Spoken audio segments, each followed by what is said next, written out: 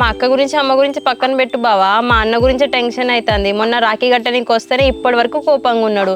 అట్లాంటిది మన లవ్ గురించి తెలిసింది అనుకో.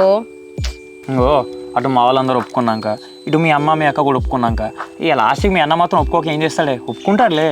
ఏమో కానీ బావా, మా అక్కకి పెళ్ళయ్యేంత వరకు మన విషయం మా అన్నకి తెలియకపోవడమే మంచిది.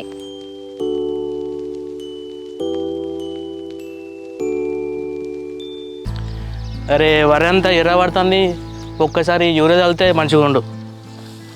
సరేరా రాజు, ఇప్పుడు నేను ప్రస్తుతానికి అయితే పొలం దగ్గరికి వచ్చినరా, ఇంటికి వచ్చినాక భూమి విషయం మమ్మల్ని మాట్లాడడానికి. ఈ యూరియా బత్తలు ఏమో దొరుకుతలేవు, మా దోసుకొని అడుగుతున్నావు, వాడు లేవంటాడు. అసలు ఏందో ఏం చేయాలో అర్థమవుతలేదు. సరేరా, అరే నీ అమ్మ పొలం అంతా ఇర్రబడ్డాం కదా, నీ అమ్మ టైంకి ఊరియా బత్తా అంటే మంచిగుండు, అవి దొరుకుతలేవు. అసలు ఏం చేయాలో అర్థం అవుతలేదు. అరే ఎన్నెళ్ళని మా మామయ్యల పొలం కాడికి వస్తాడు.